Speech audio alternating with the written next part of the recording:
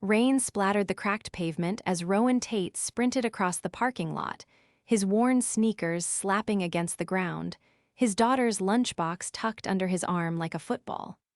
"I'm coming, Ollie," he shouted, breathless, as he reached the school doors just before they locked.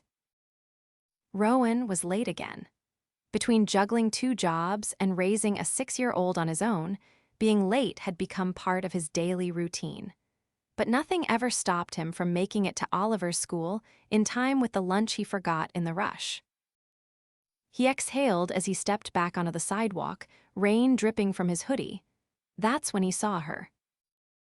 A woman sat on the edge of the bus bench, her arms wrapped tightly around herself, shoulders shaking.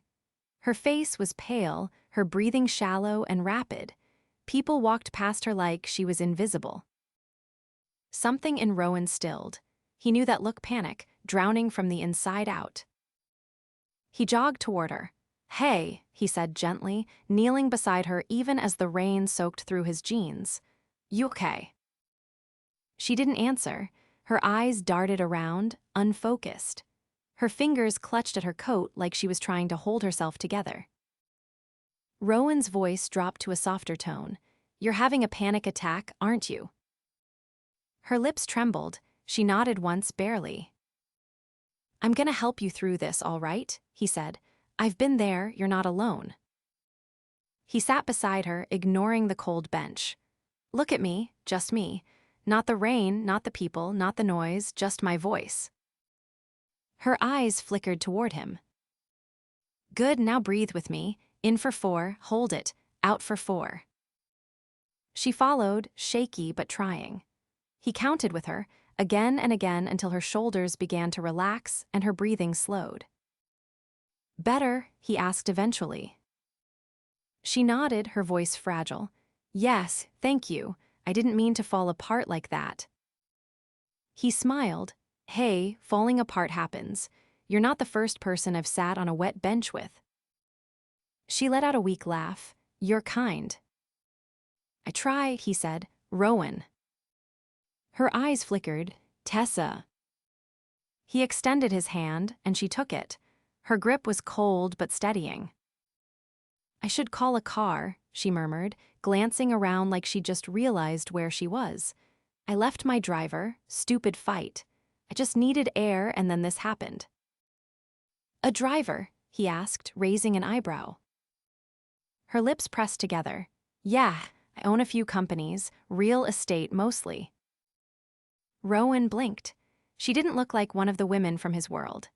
She was wearing a soaked trench coat over what looked like a designer dress, heels ruined by puddles, makeup smudged but still elegant. "Right," he said, brushing his dripping bangs off his forehead. "I'm just headed home. If you need someone to walk you somewhere dry, I'm your guy." She hesitated. "Why would you help me? You don't even know me." Rowan shrugged. "Because someone should have helped my sister when she had her first panic attack. I promised myself I'd never ignore that again." That silenced her. She stood slowly, wiping her face. "Then let me do something in return." "You don't have to," Rowan said. "I want to." Her voice was firmer now. "Where were you headed?"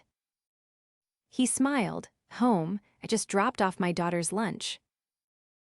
"You're a dad." "Single dad. Ollie's 6. She's obsessed with dinosaurs and insists on wearing mismatched socks every day." Tessa smiled for the first time. "She sounds like a genius." "She kind of is." There was a long pause before Tessa said, "Let me buy you a coffee. You saved me. I want to repay that." Rowan hesitated. He hadn't had a real cup of coffee that wasn't instant in weeks. And he couldn't remember the last time a beautiful woman, let alone a millionaire, offered to buy him anything. "All right," he said, grinning, "but only if I get to choose the donut." They sat inside a small cafe down the street, steam rising from their mugs, clothes still damp, but their laughter warming the space between them. "Seriously, why would someone like you be out here alone?" he asked between bites of a jelly donut. Tessa sipped her coffee. Because I didn't want to be in that hotel suite anymore. Because I didn't want to cry in front of my driver. Because sometimes I forget I'm a person before I'm a CEO. Rowan nodded. Yes, forget I'm a person before I'm a dad. She looked at him for a long time. You're a good one, a good dad. Try to be, she's all I've got. Their eyes locked for a moment too long. Tessa looked away first, cheeks flushed. Sorry, she mumbled, I don't usually do this.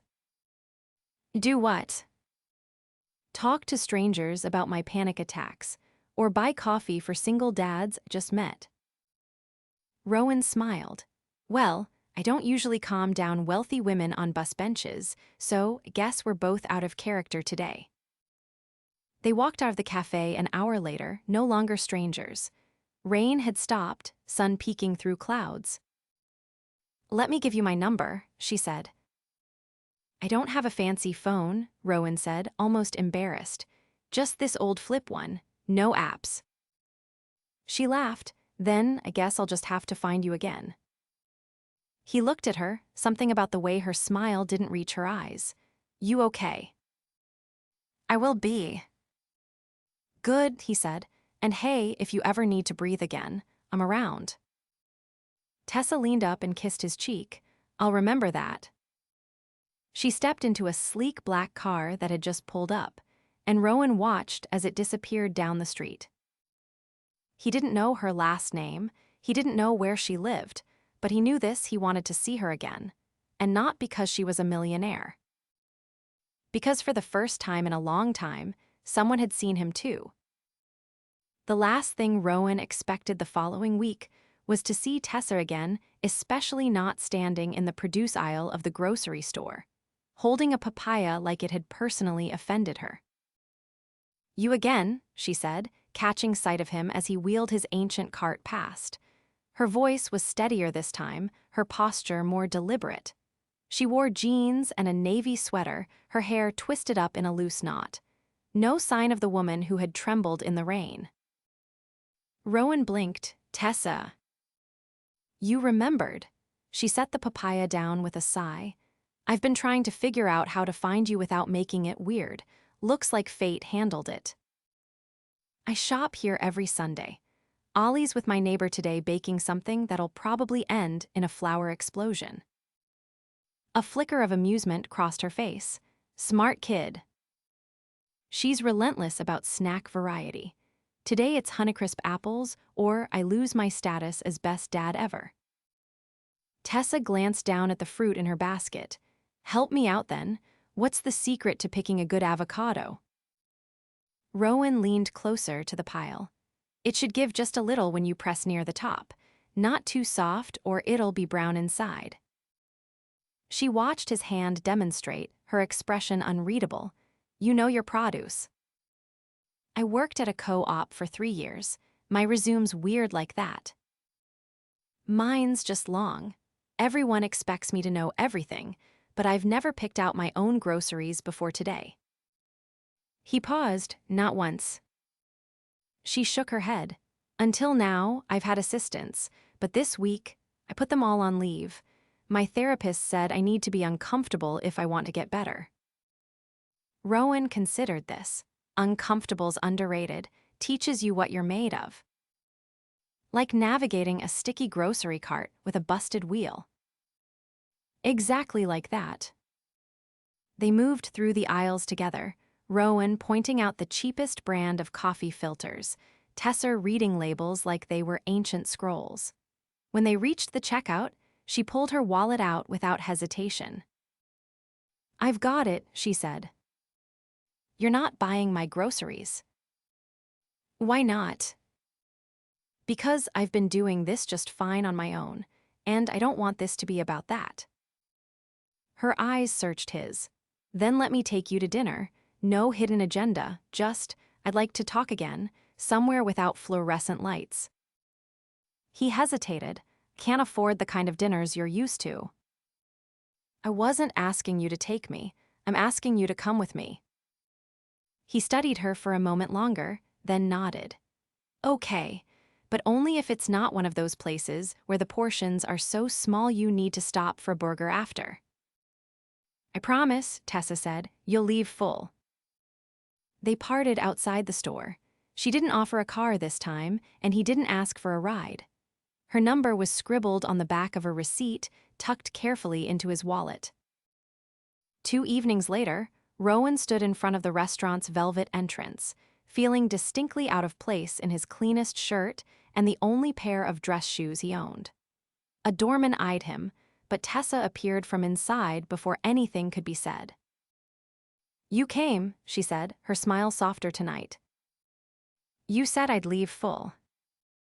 Inside, chandeliers glistened overhead, and every table was dressed in white linen and crystal. Rowan kept his hands loosely at his sides, resisting the urge to adjust his collar. Tessa led the way to a private booth near the back. I reserved it under your name, she said as they sat. Why? Because wanted to see how people reacted when someone not in a suit walked in with confidence. Rowan raised an eyebrow. How to do? Better than half the board members I've met this year. When the waiter returned with menus, Tessa leaned forward. So tell me something real, not the polite stuff. Rowan exhaled slowly. All right, I want more for my daughter than what I'm giving her now. I want her to know she can dream bigger than the next paycheck, but also don't want to lose who am trying to chase something I'm not. She listened without interrupting, her fingers tracing the rim of her water glass. He added, your turn. I'm tired, she said plainly, of performing, of being brilliant on command, of pretending I don't want more than boardrooms and achievements. I built everything I thought I was supposed to, and now I barely recognize it. Rowan's voice dropped. If you could start again, what would you build? Tessa looked down. Something that doesn't collapse when I stop pretending. Their food arrived rich, aromatic dishes with flavors Rowan couldn't pronounce, but couldn't stop eating either. Halfway through, she asked, why haven't you dated anyone? He didn't flinch. No one wanted the full package. They liked the idea of me, not the parts that came with late nights folding laundry or making dinosaur-shaped pancakes at 5 a.m. Tessa nodded slowly. I've had the opposite. They liked the power, the money, not the woman underneath it. He studied her for a long moment. You're not what I expected. She smiled faintly. Neither are you. The night ended with her walking him out, heels clicking against the marble floor. Outside, the city lights stretched like fireflies against the dark. I don't know what this is, she said, her hand brushing his arm, but I'd like to find out. Rowan looked at her for a moment before answering. Me too. This time, when she stepped into the waiting car, she didn't drive away immediately. She rolled down the window, leaned out, and said, next time, I'm cooking. You cook? No, she said, but I'm learning. That's sort of the point. He watched her disappear into the night, heart beating a little louder than it had in years. Rowan stood outside Tessa's townhouse, holding a bouquet of wildflowers he'd picked up from a vendor near the subway. He shifted on his feet, glancing at the large glass-paneled door. The house looked nothing like the others on the block, sleek, modern, and tucked behind a meticulously pruned hedge wall. He hadn't expected her to live here, but then again, he hadn't expected any of the past week. The door opened before he knocked. You're early, Tessa said, barefoot, wearing a loose cream sweater and dark jeans. Her hair was damp, like she'd just stepped out of the shower. I like that. I didn't want to be late and risk burning whatever you're trying to cook, Rowan said, holding out the flowers. She took them, smiling. They're perfect, come in. Inside, the house was quiet, no music, no echo of staff footsteps. Just the low hum of the oven and the faint scent of garlic and lemon. It was the kind of place that felt curated, not lived in. But she seemed different here, softer somehow. I made salmon, she said, heading into the open kitchen. Don't ask how. followed a video 3 times. Rowan stepped in behind her, taking in the subtle disarray of a woman trying something unfamiliar. A wooden spoon on the counter, a splash of oil near the stove, a half-open drawer of measuring spoons. He leaned against the island. "Need a hand?" "I'm trying to do it all myself," she said, then paused. "That sounded like I rehearsed it. I didn't. I'm not used to doing normal things. I want to get better at them." He nodded once. "You don't have to prove anything to me." "I know." They ate at her dining table, a long slab of oak that could seat 10, though tonight only 2 plates sat beneath the low pendant light. The salmon was slightly overcooked, but Rowan didn't mention it. The lemon risotto was surprisingly good. "I Googled how to deglaze a pan," she said between bites. "I had no idea what that meant." "You're full of surprises." She hesitated. "You ever think about moving?" He looked up. "You mean out of the city?" "I meant out of where you are, not physically, just life-wise." Rowan set down his fork. "Yeah, all the time, but I can't afford to make mistakes. Every decision touches Ollie." Tessa folded her hands. "That's what I admire about you. You don't flinch from responsibility. Most people I know run from it." He studied her. "Why did you really want me here tonight?" She met his eyes. "Because since that day on the bench, I haven't been able to stop thinking about you, and not in some fairy tale way, in a real way. The kind that makes me question the life I've built and wonder if I've missed the point entirely." Rowan exhaled slowly. "I don't come with clean edges. I've got baggage and not the kind you can check." "I'm not looking for clean edges." He stood from the table, walked to the window. The city stretched beyond her backyard, glittering. "This is a lot." "I know." He turned back. "But I want to see where it goes." Tessa stood too, walked over to him. "Then let me show you something." She led him up a spiral staircase to the 2nd floor, then down a hallway lined with abstract art. She stopped at a door and pushed it open. Inside was a room unlike the rest of the house.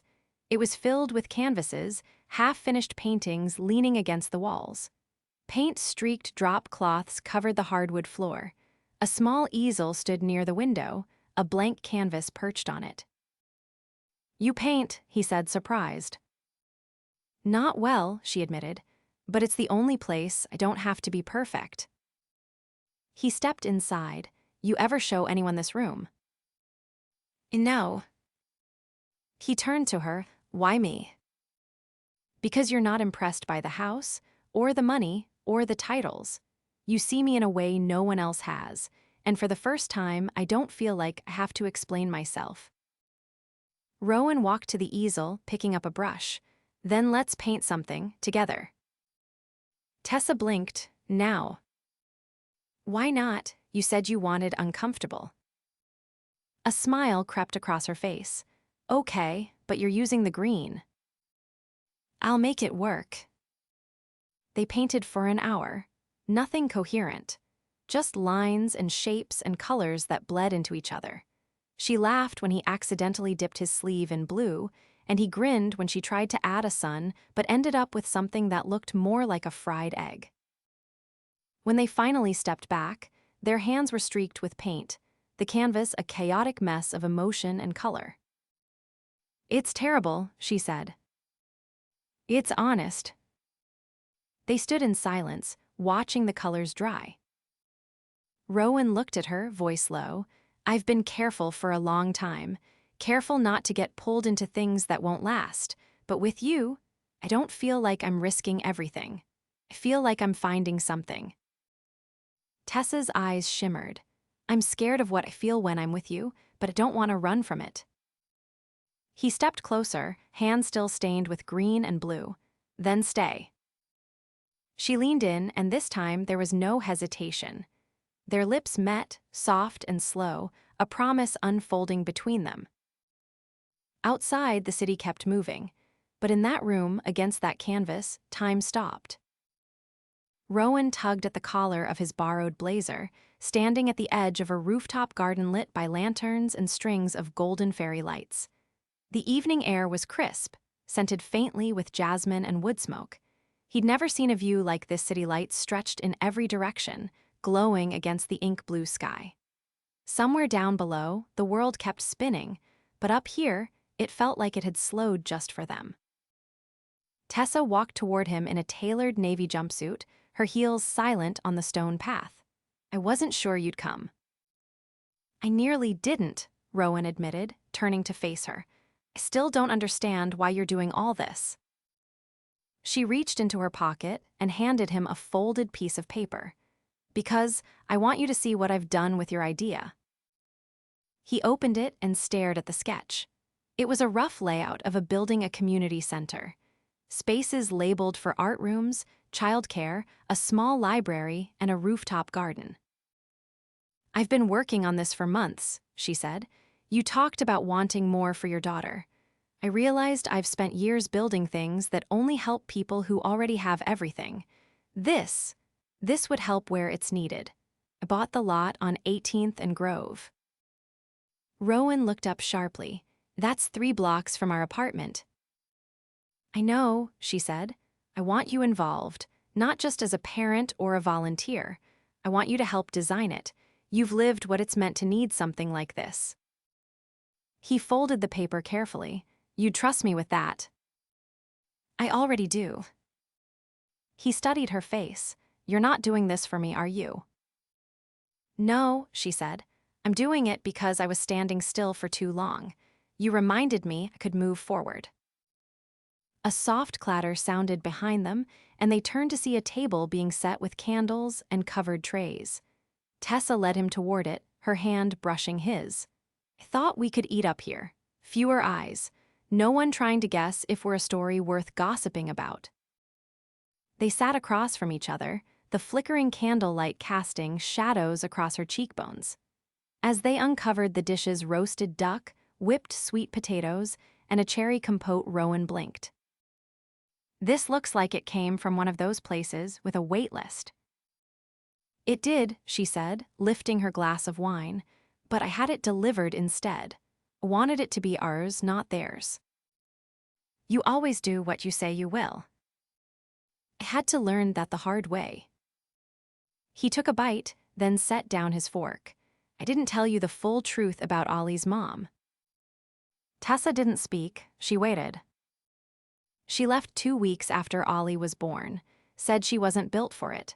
I spent the first year trying to convince myself I could do it alone, and the years after that proving it."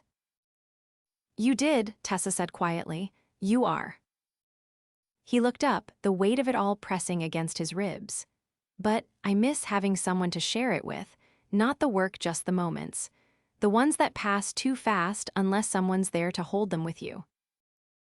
Tessa reached across the table, her fingers curling over his. "Then let me hold them too." He closed his eyes, then opened them slowly. "I'm scared, Tessa." "So am I." She stood and walked to the edge of the rooftop, looking out over the city. "I'm putting the penthouse on the market. It's never felt like mine. I've been sleeping on the sofa in the art room instead." Rowan joined her. "Where will you go?" "I don't know yet," she said, "but I want to do it differently this time. I want to build something real." He slipped his hand into hers. "Then let's build it together." The door to the rooftop opened again, and a small figure stepped out hesitantly, holding a bundle of paper leaves and glitter tape. Ollie had insisted on coming after Rowan explained where he was going. Tessa had arranged for her to be dropped off midway through dinner, claiming she had a surprise. Rowan kneeled as his daughter ran toward him. "What's all this?" he asked, glancing at the paper leaves. "It's a wishing tree," Ollie said, her voice excited. "Miss Tessa helped me. We wrote wishes on every leaf." Tessa crouched beside them. "Most of them are about dinosaurs." "Not all," Ollie said quickly, holding up one decorated with purple crayon. "This one says, I want Dad to be happy." Rowan's throat tightened. Tessa met his gaze. Me too. They tied the leaves to a small white tree sculpture Tessa had placed near the edge, the paper fluttering gently in the breeze. After Ollie was tucked into a guest room near the garden, Tessa returned to find Rowan standing under the stars, hands in his pockets. "I keep waiting for this to fall apart," he said, "for someone to remind me people like you don't stay." She stepped in front of him, "Then let me be the one who stays." He searched her face, then leaned in, pressing his forehead to hers. "I let you in because you never asked me to be anything else. I fell in love with you because you never needed to be more than who you are." The wind picked up slightly, the paper leaves rustling like applause. Rowan took her hand and kissed it, the gesture quiet but full. "When this place opens," he said, "I want Ollie to cut the ribbon." "She'll be the first to run through the doors," Tessa replied, "and you'll be right behind her." He smiled then, wide and open, the kind of smile he hadn't worn in years. "And you?" "I'll be home," she said, "right where I want to be." And above them, the skyline shimmered not because of the lights or the buildings, but because two people who never expected to find love had built something no money could ever buy. Something true, something lasting. Something worth everything.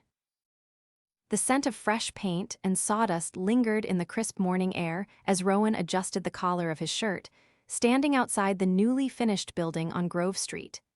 It wasn't open to the public yet, but the sign had gone up that morning. The Oliver Tate Community Foundation. The letters shimmered in brushed brass, sunlight catching on the O like a quiet kind of pride. He stepped inside, his boots echoing across the polished floors. The walls were painted in warm tones, sunlight streaming through skylights above the main atrium.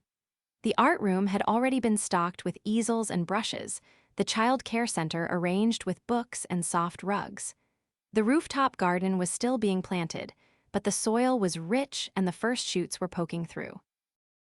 He found Tessa in the multi-purpose studio, kneeling beside a row of low benches, adjusting tiny name cards for the children who would arrive next week. Her hair was pulled back in a braid, her sleeves rolled to her elbows, paint on her wrist. "You labeled every seat?" he asked, leaning against the doorframe. "I wanted them to walk in and feel like someone was already waiting for them," she said, standing. "Like they belong before they even speak." He walked toward her, tucking a loose strand of hair behind her ear. "You've changed everything." "So have you," she said quietly. "We've been building this for months and I still wake up afraid it's not real." "It's real," he said, "and if it ever stops feeling that way, I'll remind you." She took his hand and pulled him into the unfinished garden upstairs. Planters lined the edges, and in the center, a white tree sculpture stood tall, the same one from the rooftop of her townhouse. Now, it was filled with new paper leaves, dozens of them, messages from kids and parents who had heard about the upcoming launch. "I haven't shown you this yet," she said. "Kept it quiet until it was ready." He turned one of the leaves between his fingers. It read, "I want to make music without being scared." Another read, "I want my mom to laugh again." "They don't even know it's open yet," he said. "They'll be here the day it does," she replied. "This place," she hesitated, "it's more than a project to me. It's the first thing I've ever made that feels like it matters." He took both her hands in his. "It does, and so do you." There was a long silence before she looked up at him. "I've been thinking about something." "Is this the kind of thinking that ends with me holding a goat in a petting zoo again?" "That was one time," she said, laughing. "And no, I've been thinking about how we've spent all this time building a life for everyone else. I want to build the rest of ours too." He studied her face, something unfolding slowly in his chest. "I've never asked anyone before," she continued. "But I want to ask you now. Will you move in with me? Not because it's easy, not because it makes sense on paper, but because I don't want to keep waking up wondering what life we could be choosing if we were brave enough to choose it." He didn't hesitate. Yes. She blinked. You didn't even pause. I've paused enough for one lifetime, he said. I want to wake up with you. I want you in Ollie's mornings, in her messy backpack days and dance recital chaos. I want all of it. Tessa exhaled, a smile breaking across her face. There's one more thing, she said, reaching into her pocket. Rowan raised a brow. If you pull out a key, I swear. She pulled out a folded slip of paper, handing it to him. He opened it. It was a license and official permit for a nonprofit board. His name was listed as co-founder. You made it official. You've been doing the work, she said. You deserve the title. He looked at the paper, then at her. Does this mean I get a fancy nameplate? It means we run this place together, she said. Every part of it and every part of us. That afternoon, they picked Ollie up from a sleepover, and the three of them spent the evening sitting on the floor of their new shared home, surrounded by moving boxes and takeout containers. Tessa taught Ollie how to fold paper cranes, while Rowan tried and failed to assemble a bookshelf without instructions. Later, after Ollie was asleep in her new room with a nightlight shaped like a triceratops, casting soft glows across the walls, Rowan found Tessa in the kitchen unpacking mugs. You know, he said, wrapping his arms around her from behind, this may be the first time in my life I've felt like I'm exactly where I'm supposed to be. She leaned back into him. Me too. He kissed her shoulder. You think we'll be good at this? She turned to face him, looping her arms around his neck. We already are. The weeks that followed were full. The center's grand opening saw dozens of families flood in. Ollie cut the ribbon in a cape she insisted made her the boss of community. And Rowan gave the speech while Tessa stood behind him, her hand resting over his heart the entire time. They hosted movie nights on the rooftop, held art shows featuring kids' finger paintings framed like masterpieces, and once, during a thunderstorm, danced barefoot in the garden until the rain softened into mist around them. They still had arguments over whether the kitchen needed another espresso machine or if Ollie should be allowed to wear glitter to bed, but they learned how to apologize, how to listen, and how to hold space for each other's fears. And at night, when the city quieted and the world outside dimmed, they lay tangled in each other's arms, painting dreams onto the canvas of their shared life. Not perfect, but real. And finally, theirs.